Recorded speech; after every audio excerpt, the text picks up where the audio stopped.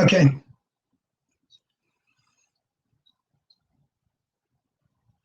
Hello, everybody. This is Greg Griffin, Pastor Greg Griffin. Good morning, good evening, good afternoon, wherever you may be at in the world. My name is Greg, and I'm an addict. Just want to let everybody know this is about the third week. I am going to be coming at you guys live every Wednesday evening at 6 p.m. Pacific time. And I hope to give little talks about different facets of recovery. Last week, I shared a little bit about relapse prevention, a little bit about the emotional and the physical cues that can leave us feeling vulnerable or at a risk of relapse. So tonight, what I would like to do, guys, is I would like to share some coping strategies with you, where I can go over some ideas, some thoughts, some proven methods of things that you can use, maybe go-to moves, if you will, or a tool in your tool belt, if you will, on how you can handle triggers as they come to get you out of that frame of mind. Okay, before doing so, folks, I would like to share my story with you a little bit. If you haven't heard my story, back in mid-February on the magical road to recovery, my brother David Griffin and his lovely wife Leslie interviewed me, and I think it's an hour and 30 minutes, hour and 29 minutes, but it should be somewhere there on my brother's Facebook page. You can find it. So anyways, my name's Greg, and I'm an addict, as I said. I first started using drugs and alcohol. I guess I first started using marijuana. So I wasn't even really considering myself using drugs and alcohol at the time I tried it. It was the summer between my junior year and my senior year in high school. And it just really, really put things off and running for me in my life. And, the misery that my drug addiction took my family and friends and people that care about me today in my life. Anyway, so I smoked some weed in the summer going into my senior year of high school. I was a track athlete and a wrestler. I started competing in sports at an early age. As our middle brother, my brother David, and my middle brother was maybe about almost 2 years older than me, 1 year and 10 months. And I wanted to beat his butt in anything I possibly could. So it really set the tone for me at an early age as far as training and the different sports. Actually, I followed in the sports that my brother did, wrestling and running. And anyway, so what happened I was having a conversation with my brother and David, and I was talking to him, and he was asking me some questions. And he asked me kind of what set that ball off as far as, the comparison or the thinking that the adrenaline or that euphoric feeling that I would get when I would run a personal best time, or I would win a wrestling tournament and I was on the top step there and having the medal and the little olive branch have you put on my head. Once I finished high school, that stuff was off the table for me. And so I think drugs started filling that void for myself. So it started with marijuana. After high school, then I started dabbling in other stuff. I mean, you're around some people that, have marijuana and pills and stuff like that. You open the door to a whole different subset of friends and to just new environments. So I started with doing a little bit of speed. I did a little bit of meth. I started a little bit of coke. Really, really liked it a lot. I liked the way that it made me feel. Too much, obviously, as the story goes on. And along with my drug use, there started becoming legal issues.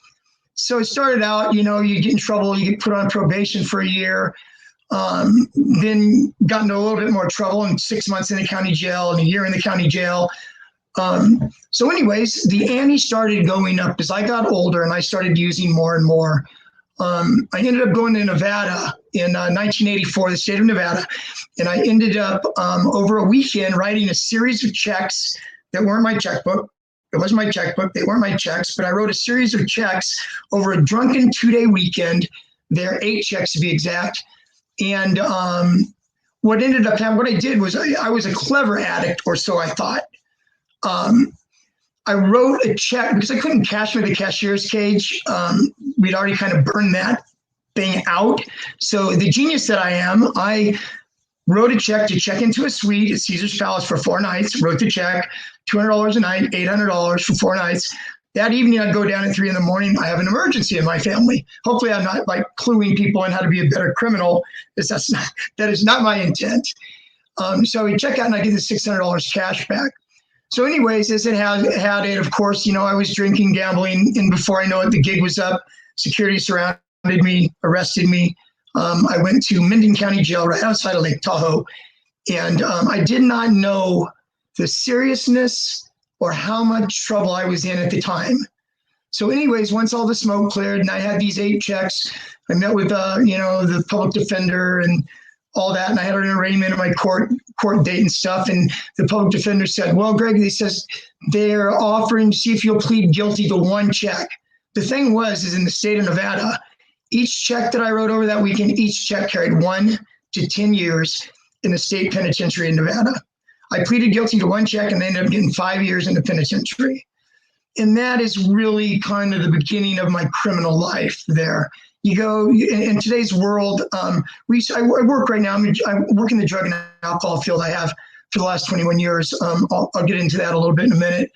But as time goes on and, you go to prison and you start, hanging out with different people, you learn, as far as our justice system goes, in my opinion, there's just so much money being spent. Prisons are big business. Prisons are in business and they're big business. They make more money having you locked up there than the county would be spending or the state would be spending on you to go to drug treatment program, which is what should really actually be happening.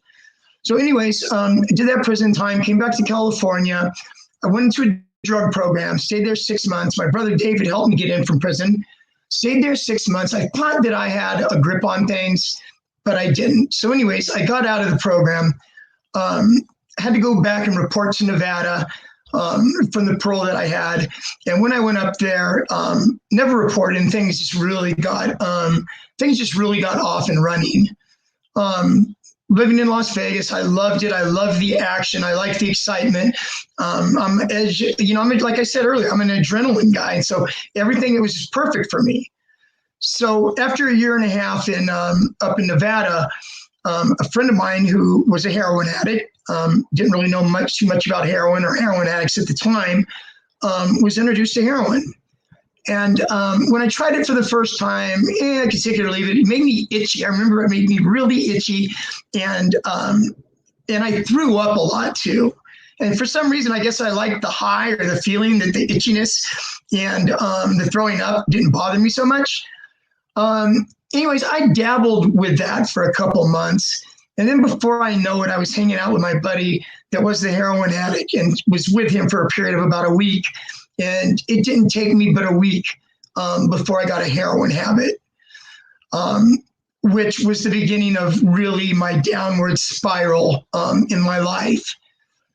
While I was addicted to heroin,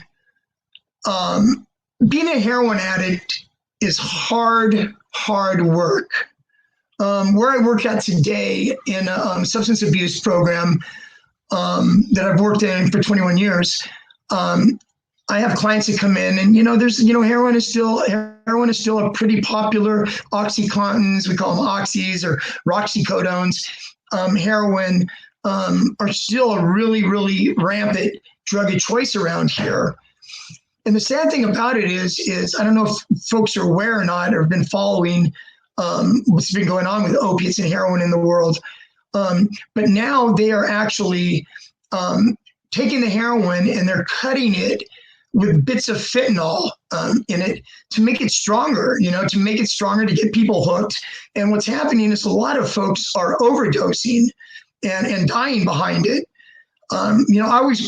Before I looked into this, when I heard about the fentanyl, I was thinking, well, doesn't the fentanyl cost more or than heroin does?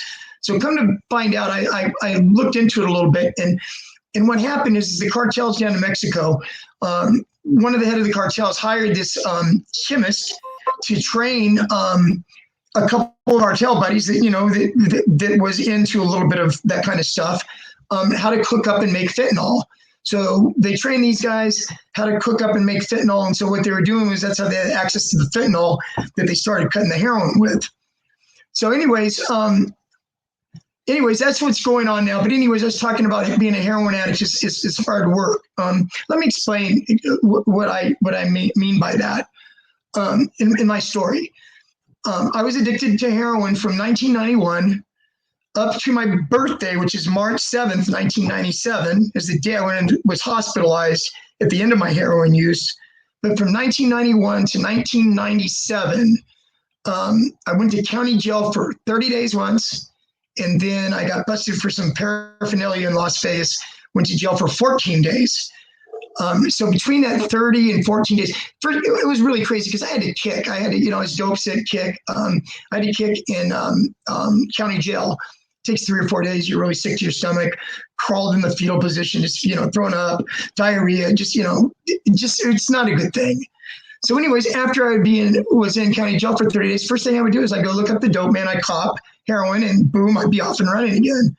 So before with the exception of the 30 days and the 14 days, it's a total of 44 days in my life, in my heroin addiction, 6 years minus 44 days, I shot dope every single day, several times a day. Being a heroin addict, I would never go to bed at night unless I had I call it my wake up. What it really was, I also call it getting well.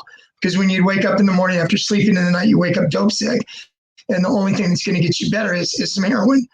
And so anyways, besides those 44 days, I shot dope every day, several times a day. Didn't take care of any health, obviously.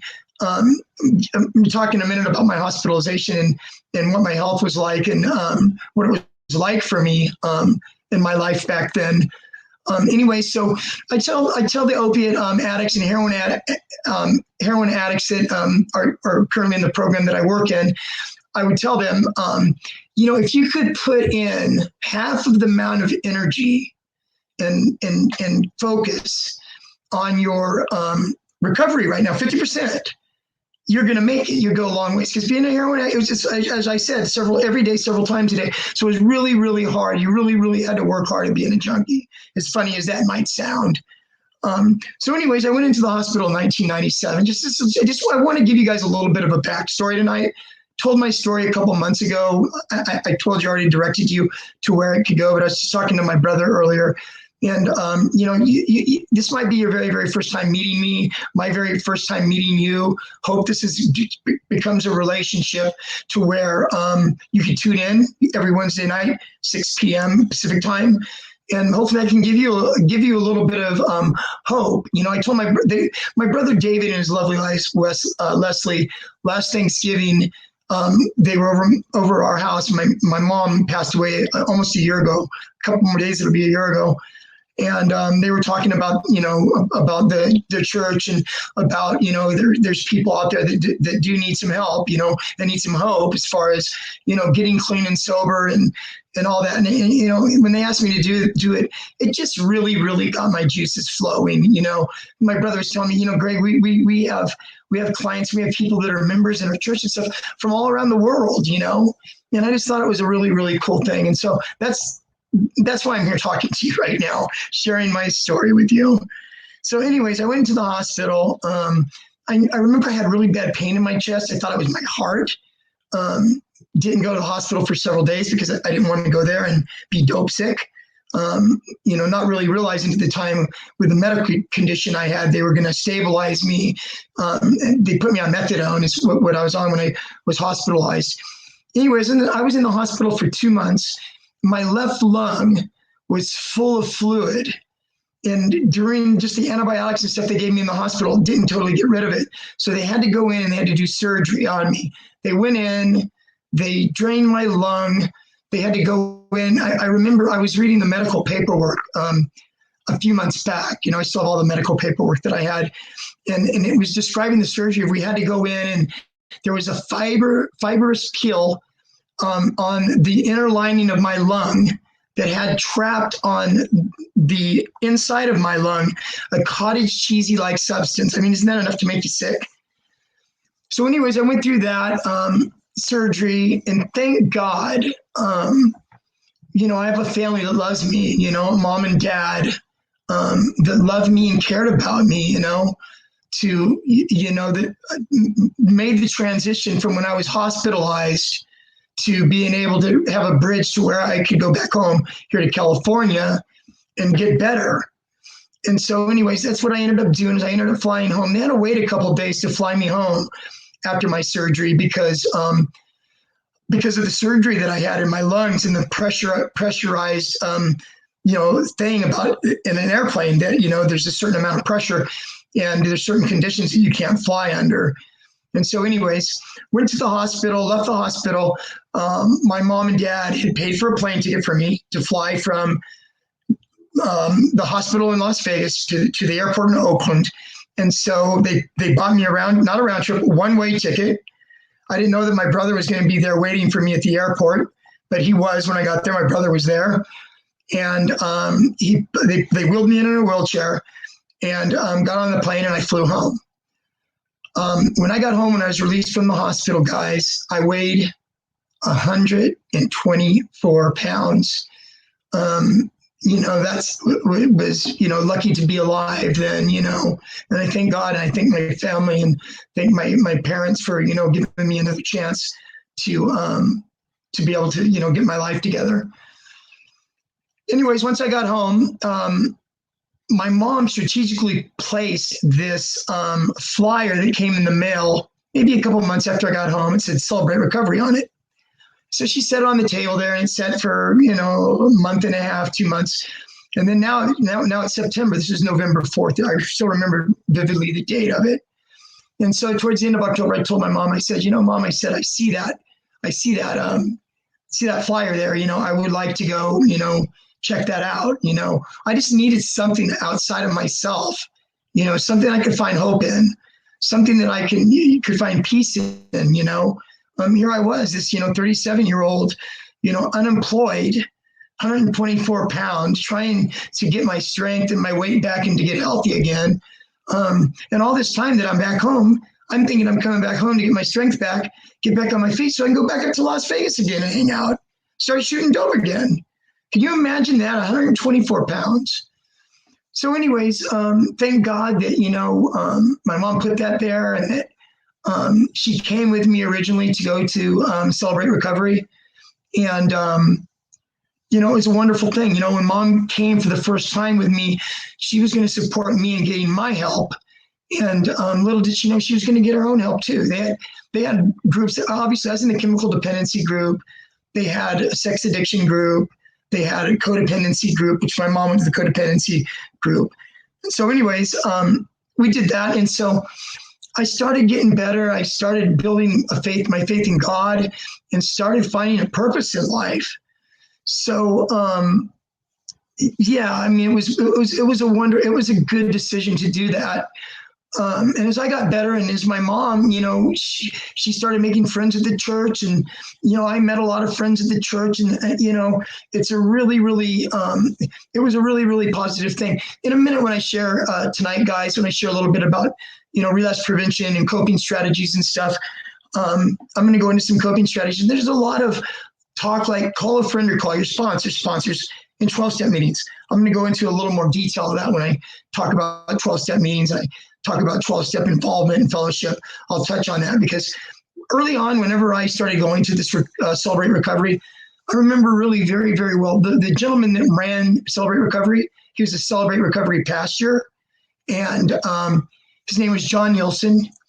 And he took me under his wing. He heard my story.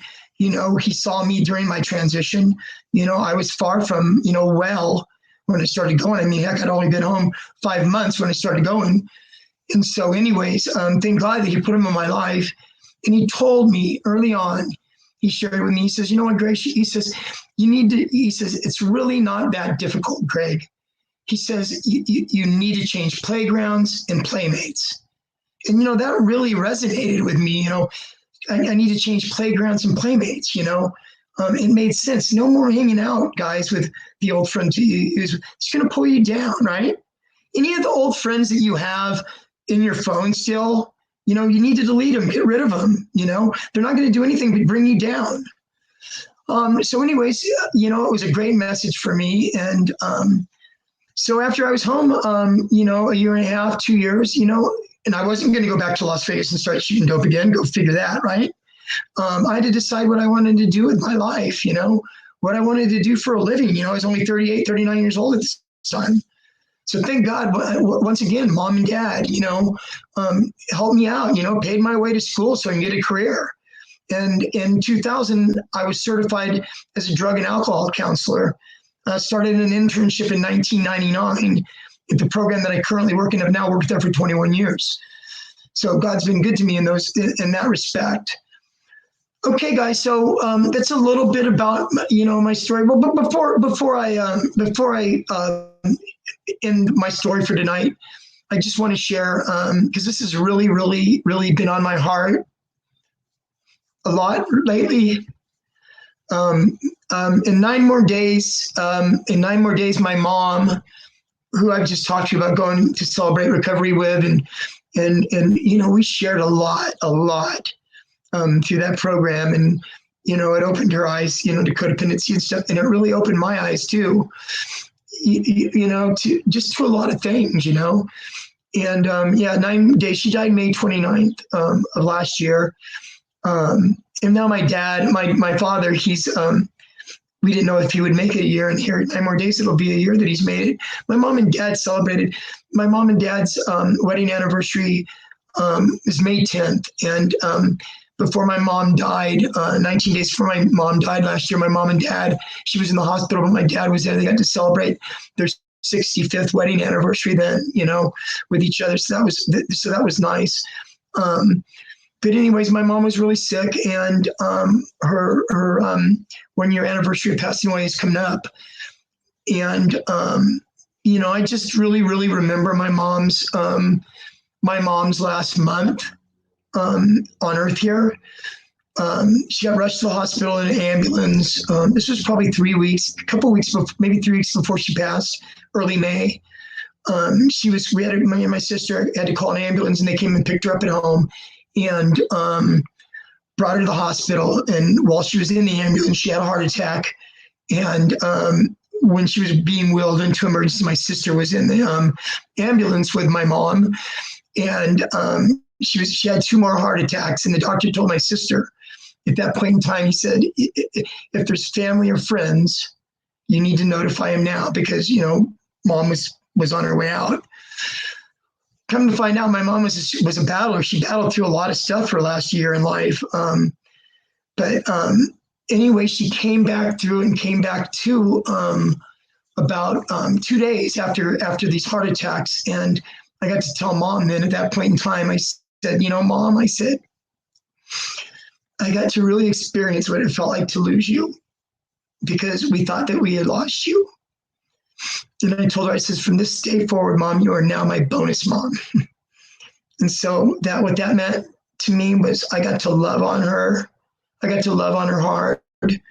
I remember her last, since that happened 2 or 3 weeks before she died, my mom loved massage. And, I'm not a massage therapist by trade or anything, but I give a pretty mean massage. You could ask my sister that, she would say yes. But I was at the hospital every night, and I'd give my mom a shoulder and neck massage and upper back massage, And one night I missed my little girl, my not so little girl anymore, Lindsay.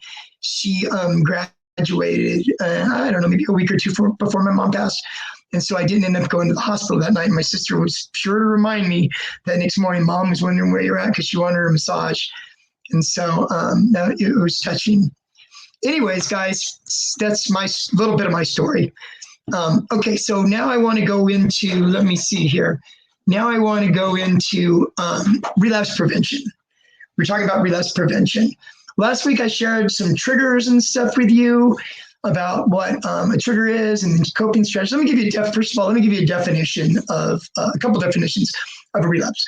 A relapse is the act or instance of backsliding, worsening, or subsiding, or a reoccurrence of symptoms of a disease after a period of improvement. So basically, guys, it's like cancer, drug and alcohol use, we have found through time and studies and stuff, is a brain disease. So it's not unlike asthma. It's not unlike cancer. It's not unlike diabetes. It is a relapsable disease. So sometimes, does everybody relapse? No. Matter of fact, statistically, between 50 and 60 people, 60% of folks that get into recovery, decide they don't want to use drugs and alcohol anymore, and go down that path of not using it again, 50 to 60 people experience relapse. Just a little statistic for you. Okay, so of relapse triggers, there's both emotional and physical triggers. So for emotional, let me just use this acronym for you. It's easy. If any of you know anything about recovery or AA, you'll recognize it's called HALT, HALT. It stands for don't ever get too hungry, don't ever get too angry, don't ever get too lonely, and don't ever get too tired. Okay, so I'm going to take each of those, just quick, brief thing about it. Don't get too hungry. So what does that mean? What that means is that when we're in our addiction, obviously, most of us, like 90% of us, I would venture to say, don't give a crap about our nutrition or about eating even. Go figure, right? How do you think I got down to 124 pounds? There wasn't much eating going on here. I used to tell my friend that I was with, I would get up in the morning, I'd drink a 40, and then maybe I'd drink another 40 in the evening. And I say, well, it says on the bottle here, 40 ounces, 890 calories or something. That's just how my sick mind was over that. So anyways, what it's basically saying is we need to start paying attention to nutrition while we're in recovery. Don't ever get too angry. Now, this one right here, anger is probably the most biggest trigger and reason for relapse.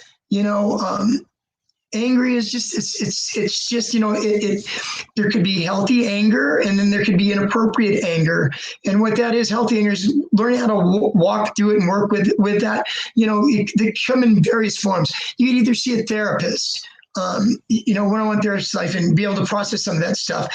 There is also, what I do is I refer, there's a lot of, there are a lot of websites and stuff, practice deep breathing techniques, learning stress reduction, learn how to be able to self-calm yourself when you're in a situation like that. Don't ever get too lonely. Loneliness is a really big thing in recovery. And let me tell you why. In early recovery, basically, like I said, my spiritual sponsor, John, told me, Greg, you got to change playgrounds and playmates. That really, really resonated with me. So what did that mean? All the using friends that I used to have, that I used to use with and hang out with, they're no more. At least they should be no more. So now you've broken off those relationships with those folks.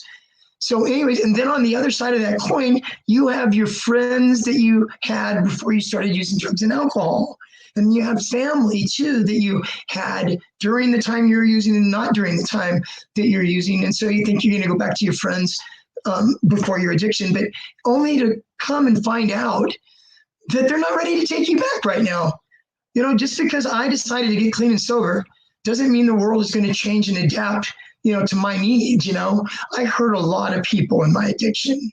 I really hurt my mom and my dad while I was in my addiction. And I just thank God right now that I was able to make peace with my mom and love on my mom really hard before she passed. And if I haven't mentioned it, my dad's on hospice right now. And me and my sister both care for my dad. And, I tell my supervisor at work, she always asks me, how's dad doing?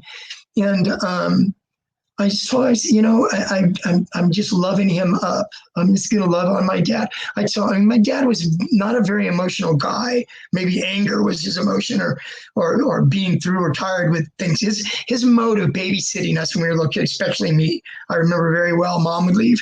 Dad would be in there. As soon as I made a peep or do anything, to your room. And so I used to have to go to my room. That was my dad's way of dealing with us. But anyways, he wasn't a really emotional guy. And so, he's softening up a little bit now, but I make sure every night, and sometimes I don't get a response from him, but every single night before he goes to bed, I like to call it tucking him in bed, even though I don't literally tuck my dad in bed. But I always say, I love you, Dad. Is there anything I can do for you? I love you. And this, and I told my supervisor and my sister too. Like I said, me and my sister care for my dad, and, guys, love on your parents. Love on your family. We get this COVID-19 thing going around, and it's not discriminating. We don't know how long we're going to be around, folks. We just don't. So love on your friends. Okay, let me get back to relapse prevention. So I was on lonely. Now let me go to the very last one. Don't get too tired. We no longer have any. I remember when I first got clean as an opiate addict, there was so many restless nights, so many nights that I got very, very little sleep. You try to take hot baths. You try to listen to music, soft music. We can no longer take the chemical sleep aids that we used to take. No more drinking ourselves to sleep, passing out. There's no more nodding myself to sleep with opiates. There's no more taking Xanax or Valium, because those are off the table now that you're in recovery. But if I could suggest, guys, something, we have melatonin, natural homeopathic medication. We have valerian. We have chamomile tea. So there's lots of stuff, guys. Go in there and Google the sleep, that you need to sleep. But can you take this natural? Google is your friend. Google is wonderful. So anyways, that's what I would suggest as far as that goes. As far as a trigger of not being able to go to sleep, to be able to, find some relief in that and just, check it out. Now I want to go to some physical triggers that we experience. And you know what, guys? It's really crazy because I'm going to share a little bit as I'm going through these physical triggers, a little bit about my own personal experience, and how, maybe just a blurb here or there about what it was like for me, if it's helpful that way. So music, okay, certain kinds of music comes on the radio, and, and it reminds you of, when you were drinking or using, or reminds you of a relationship you were in that was unhealthy. You turn the radio off or turn the channel. Also, guys, there's the smells. I remember when I first came home, just smells. Like, you sometimes you'll go someplace and you'll smell baking, something that reminds you of grandma's baking when you were a kid. So anyway, smells. I live in the San Francisco Bay Area. And so we have a thing called BART, Bay Area Rapid Transit. And I go to Oakland. I'm a sports fan. So I go to Oakland A's games, Oakland Raiders games now, Las Vegas Raiders now, San Francisco Giants games. And we have a thing called BART. And so when I first got clean and came home and started going to those games, anytime I would go into a BART bathroom, it would remind me of snorting cocaine, because that's what I used to do when I was in my addiction. I used to go in there, lock the door. There's only one person in there at a time, only one door, only one lock. And the only way somebody could get in there is if it was a station agent that, if you were in there for a half an hour. So you weren't going to get interrupted. But that smell of that bathroom made me go back and think about snorting cocaine again. Money is a big one. When I got clean, the place that I work out right now, the substance abuse program that I work out right now, it used to be a little bit more longer term, and people would go get jobs and work, and they would turn their paychecks in, pay off some of the money they owed the program or paid their rent or whatever it was. And they learned to be able to live on a budget, of $60 or $70 a week. And they learned to do that, and they learned to be able to, set money aside. But anyways, money is a really big one. Having a paycheck that's $900 in cash and have $900 cash in your pocket is a huge trigger, guys. So what I did early on is I relinquished my control of my paychecks over to my father. Maybe you have to maybe you have to relinquish it to your wife or your brother, whoever you have in your life that you trust with your money. Okay, guys. Some people say, "Oh, hell, I'm 50 years old and I work 40 hours, and I shouldn't have to turn my money over to anybody, right?" Well, you can go with that if you want and have that $900 in your pocket and see how you make it through the weekend. So, anyways, where I'm going with this is it's a real. First of all, as far as recovery goes, and as an aspect of recovery and a trait that I would love to give somebody in recovery would be the trait of being humble, okay? To be teachable, to humility. If you saw any of my talks in this, humility is not thinking less of yourself. Humility is thinking of yourself less often. So yeah, guys, sometimes, suck it up and be humble. It's okay to be humble. People like humble. Some people like humble. Some people feed off of somebody that's humble.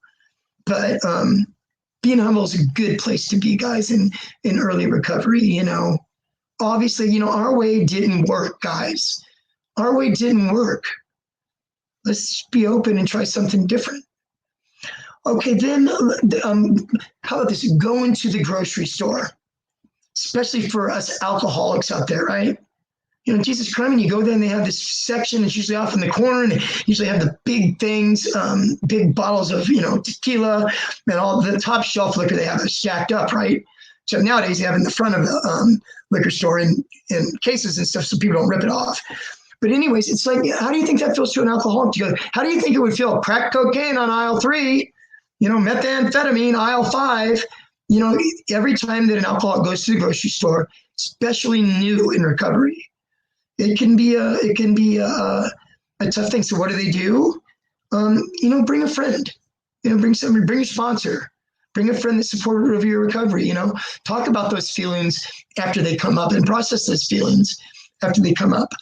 Okay, exits on a freeway. Exits on a freeway. So what does that mean? Okay, you're driving down the road. You're driving down the road. There's an exit on a freeway that you're used to getting off on, that the connection is a few blocks away, where you have to go cop. So anyways, you're driving down the freeway, and this exit has this gravitational pull towards you to where, you know, should I, shouldn't I? What do? One, you can take a different route home, even if it's 5 or 10 miles further. You can do that.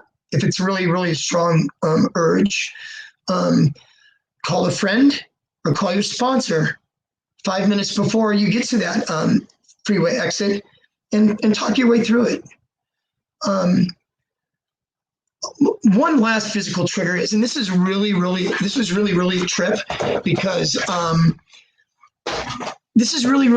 I experienced this, and when I experienced it, I experienced almost 3 years into my recovery, and God, I was surprised how strong of a pull it was on my heart and my mind. And in 1999, I told you I just went to school and stuff and get certified for my drug and alcohol, you know, certification. And I had to go up. It was a Saturday morning at 8 a.m. So what I did is I drove up to Sacramento. It's about a 2-hour drive from where I live, and got a motel room for the night so I can get a good night's sleep, wake up, be able to go get a jog in the morning, be clear-headed to get my coffee, bam, go over to take my test. Checking into the motel room, guys, getting my key at the front desk. I started feeling it then. And then when I got to that room and I opened the door to that motel room and I walked in, it brought it all back for me. First time in a motel for me since I was shooting heroin. So as soon as I walked in the room, it reminded me of closing the curtains, pulling out the spoon, putting the dope on the spoon, putting water on it, cooking it, pulling it up and slamming it. And I had to walk through that, you know, You know, my supervisor that I worked with, we both studied and took the test together. So she had her own room though. And so after we checked in and stuff, when we went out and had dinner, I told her what's going on for me. And that it was really, really strong. I mean, I didn't feel like I was in danger of going and looking for drugs and getting drugs and doing that, but it was just really that strong pull that it had on me, guys. So these are real. These physical and emotional triggers are real. So now what do we do with them? Okay, let me go over some coping strategies. So what we do, I do an exercise in one of the relapse prevention groups that I do, where I work, where I give these index cards where on one side I have people write their triggers, and on the other side I have them write their coping strategies. And then after they do that, I have them do it in color. Then I take those little index cards and I take them home, all 25 of them, how many people are in my group, right? And I laminate them. I laminate them, I trim them, I make them look nice and pretty. That's why I tell the clients when they're doing it, I give them colored pencils, colored pens, tell them to make them look pretty. You know, put this in, you know, put some thought into this, because this could be a really, really good tool for you. It's something I used early on in recovery. Use pictures of my little girl. My little girl was born in my not so little girl now, was born in 2001. She's 18. She just graduated last year. I think I shared that with you. And, you know, keep these with you. Keep them in your pocket. You know, it's funny. I'll run into somebody a year ago that was in treatment a year and a half ago, and they say, Greg, I saw that little card. You know, and it touches my heart, you know. So anyways, coping strategies, okay? Call a friend or call a sponsor. If you feel like using, call a friend or call a sponsor. You're going to hear sponsor, and you're going to hear 12 steps, 12-step go to a meeting. You're going to hear this throughout these coping strategies. It's a common theme. And then I'm going to break it down a little bit and tell you why it's a common theme, okay? Go to a meeting is another one. Go to an AA or NA meeting. You're feeling triggered that day. Go to a meeting, talk about it, raise your hand, talk about it. Having a hard day, feeling triggered, take a walk, take a hike. Take a hike. We have really, really beautiful trails here up here in Northern California. Take a hike, take a dog for a walk, take the cat for a walk. Try that one, right? Take the cat for the walk. I have to chase our cat. We had a cat that was a wild cat that my sister brought back from way up Northern California, who was really, really a wild cat. Anyways, take a walk, walk the dog, get out, breathe in some fresh air. Very good. Go to the gym. Exercise. First of all, exercise is just, it's fantastic. It's a fantastic thing if you can gravitate towards it in recovery, because it's such a stress reducer. It's such a, I do my best thinking. I do my best thinking on either a run or on the treadmill or the elliptical at the gym. It's just as a way for me to clear my head, for me to think, try to work things out in my mind, any decisions I have to make. Go to the gym. Can't stress after the COVID-19 stuff's over with, by the way. That's the last damn thing I'm going to do in COVID-19 is go to a damn gym. I'm surprised they're even thinking about opening these gyms up with this. I don't want to get political now, so I'm going to pass on that. Normal circumstances, go to the gym. Can't do it enough. A little story about something that happened to me in early recovery. And this goes back to John Nielsen, my spiritual sponsor that I met in Celebrate Recovery. I experienced my very first death of a friend in 2002. And this is a little bit of story too. There's a little celebrity involved in this story. My dear friend, Frank Ward, died of a heart attack at 46 years old when I was working at the program that I'm currently working at now. And out of the blue. And I went to the movies with my dear mom that day. That was, 2002. We went and saw a boxing movie. Go figure when I go in the story here. Frank Ward was Andre Ward's father. Andre Ward was the gold medalist in the Athens Olympics in 2004 and undefeated middleweight, super middleweight, and light heavyweight champion of the world. Frank was his dad. And Andre was 18 years old at the time that happened. And Frank's goal for Andre was to always go to the Olympics. He said, son, the trainer wanted Andre to go pro because Andre had an undefeated amateur career, several years in a row, Golden Gloves champion. And so Frank would tell his son, I want you to go to the Olympic Games, win a gold medal. You can call your own shot and pave your own path. So anyways, Frank died. Andre's 18 years old. Andre stopped fighting. Andre backed off his faith of God. Andre started drinking. Andre started hanging out with the wrong crowd. So this happens for a few months. Another athlete's named Napoleon Kaufman. He used to be a running back for the Oakland Raiders. He left pro football to become a pastor. He's a pastor here in the Bay Area. Napoleon Kaufman, Pastor Kaufman, got a hold of Andre, set Andre down and talked to Andre. And he said, son, I'm just worried that if you don't play this out and you don't give it your all to see if you can recognize the dreams that you shared with your father before your father died, I don't know if you'll ever be able to handle that if you don't do it. Storyline is Andre started training again. Andre made the Olympic team, and Andre won a gold medal, and so on and so forth. Frank's death, I get called that afternoon that Frank died. My friend Frank died 46 years old. Of course, that's a shocking thing at that age. I didn't know what to do, guys. I didn't know. This was the first death I experienced clean and sober. Normal people would want to go probably drink or whatever. I mean, those were off the table for me. I didn't even cross my mind. I called my spiritual sponsor, John Nielsen. My friend just died. I need to see you. And he had a couple of appointments. I could see you at 3:30, Greg. This is like 1:30, right? So I booked down to the gym. I had a membership at the gym. I go down to the gym. I get on a treadmill and I just start running. And I had my eyes closed. I was listening to music. Tears were just coming down. And a gal that I went at the time I feel a tap on my shoulder, and there she is looking at me, and the tears just going, you know. But you know what, guys? I learned how to take care of myself. I learned how to take care of myself then. You know, it was a good thing. Okay, so last one for coping strategy I think I would like to say is, what do you do? What do you do for like weddings, birthday parties, different events that happen when you're in recovery, right? A lot of drinking is around for a lot of those things, and people aren't going to change their lives. A lot of people can handle, you know, having drinks on the weekend, or there's a lot of normies out there, but we can't do it.